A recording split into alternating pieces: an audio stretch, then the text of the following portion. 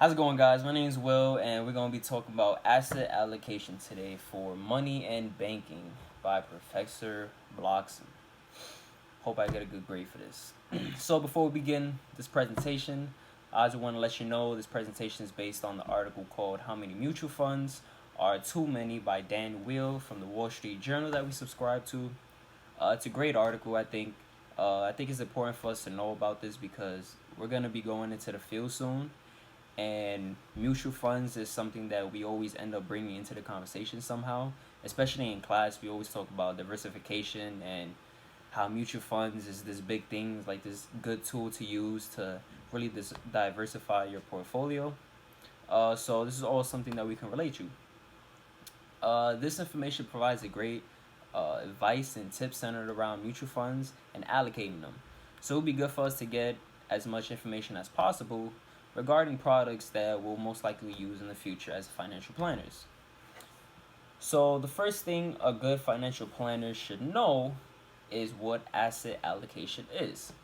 So it's what we use to balance our portfolio according to our risk tolerance. The balance between risk and reward is why we diversify in the first place.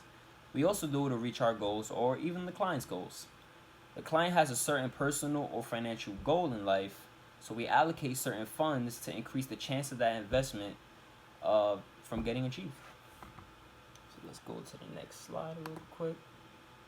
Alright, so mutual funds, right? Which is what we're talking about. So I know you guys know what mutual funds are, so I'm not going to spend too much time on what it is.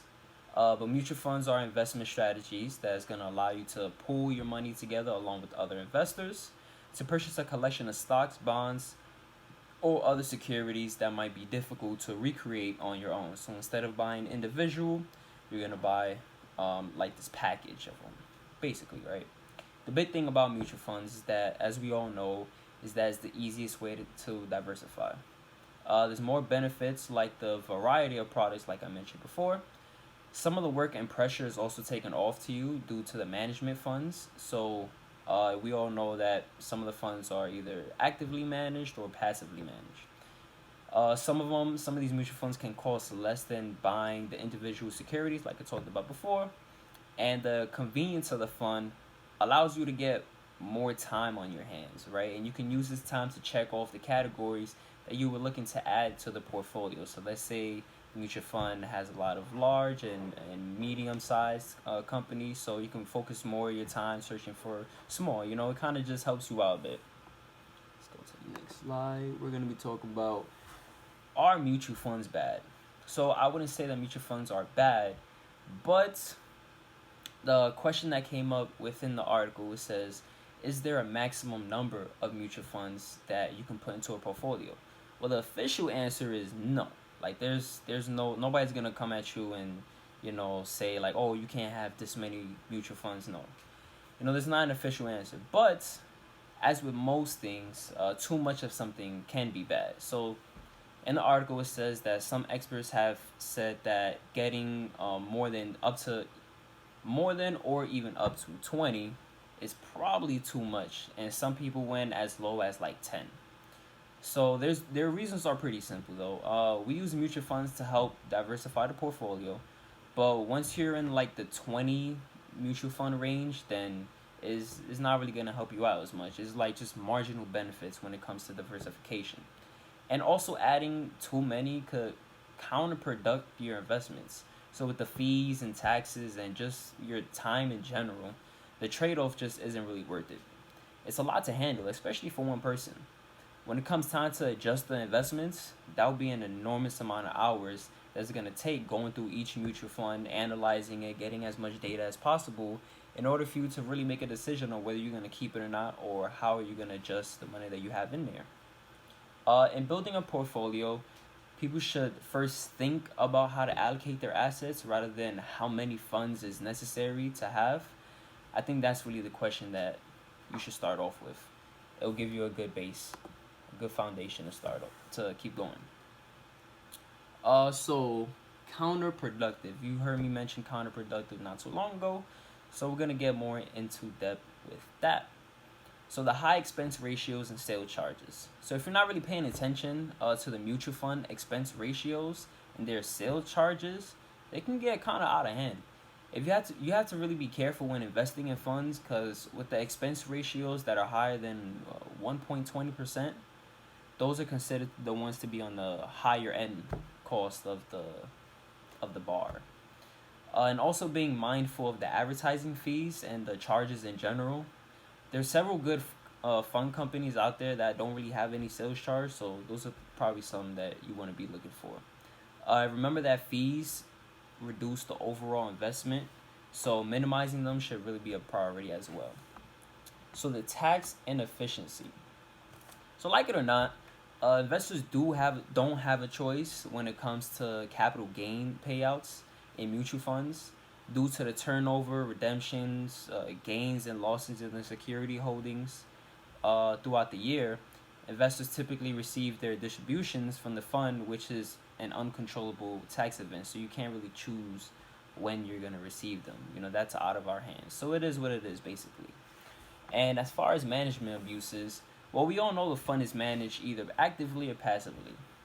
We aren't the ones controlling it, so we're putting a lot of trust in the managers who are controlling it you know, to make sure that they know what they're doing. So obviously you could do research, but sometimes, things happen. Some things that these managers could do to harm the fund are like unnecessary trading or excessive replacement. So doing much needed research before investing into the fund is obviously necessary. But sometimes people get caught in the middle out there anyways, but it's just the world that we live in today. But since there's a possibility, the investor will want to keep up with the actions in the fund.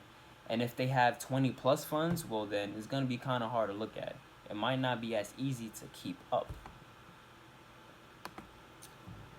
Speaking of keep up, like I said, too many can't keep up. So when you have too many funds, it might be hard to keep up. So in an actively managed fund, the fund will have many changes and updates to it through each period. The investors are gonna wanna keep up. But having so many, I mean, that's a lot of pages and data that you have to go through. And I mean, I know you've seen the type of things that financial planners have to go through, the paperwork, analyzing each investment to see if it fits our goals. That's a lot, and that's a lot just for one person to do.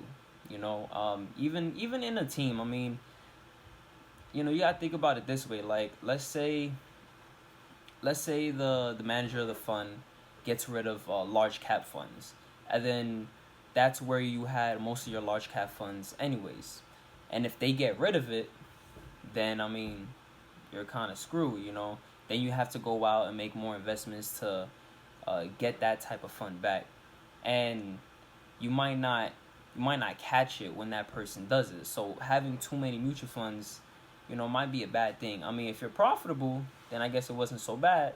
But at the end of the day, time is everything, and reducing the amount of time that you spend on making decisions rather than executing it is gonna help you out in the long run. All right, there we go. So yeah, let's say you've passed, right? As far as burden on your spouse, let's say you passed away and you left your assets with your spouse. I don't know about you, but I'm pretty sure when people get left something, they don't want like somebody else to just go through it and handle it. You will want to know exactly how much is left, or the value, or basically you just want to understand what has been left to you. What is it? You want to understand it firsthand for yourself. So you're gonna want to go through the documents, go through the papers, and understand like what got left for you. So now imagine leaving 15 to 20 plus mutual funds, or just funds in general, really. I mean, that's a lot for one person, especially your spouse. Let's say your spouse doesn't really know what's going on, or they're not really too educated in what we're educated in. And if they get a financial planner, then I mean that work is still be a lot just for one financial planner, you know? So the point is, everything can be overwhelming. You might not be able to handle it. Oh, you might be able to handle it, but your spouse might not be able to. I think as long as you have a plan in place, though, you should be good. But again, it's something to think about. This could also be mismanagement, right? So the people now in charge of the funds cannot want to deal with the overwhelming amount of information and funds that they're gonna have to deal with. So Some of the funds might get sold when they shouldn't have been kept, or some of them might have been replaced when um, they should have just stood in the portfolio to begin with, you know, or just different things that you as the original owner of the portfolio you probably wouldn't have done, you know. So they have their ways of doing it, you have your ways, and you might not agree with what they're doing with it. I mean, so many things could really go wrong. You could probably name more than me, but I think you get the point. Trying to keep it as simple and profitable as possible will always be a challenge, but it's part of the job as a financial planner and investors. So, as long as you get close to that as possible, I think we'll all be good. To sum up, just understanding what's necessary is crucial when it comes to mutual funds and just building your portfolio in general. Doing what's best for the client is always the top priority, no matter what, as you guys all know. Some questions that you might want to ask is, what are the allocations I need, and am I diversified enough? Did I reach the goals of this portfolio? The most important thing of all, though, is to invest what you can handle. I think that's really the point that I'm trying to make. You're going to be stressed in your life one way or another, so make it simple, profitable, but simple. Mutual funds are great. Using them always makes your life easier. Um, so yeah, you know, thank you for watching, even if you didn't really have a choice to watch it, but thank you for, you know, doing your homework and taking a look at my video. Go easy on the questions, Muhammad, and have a good day, bro.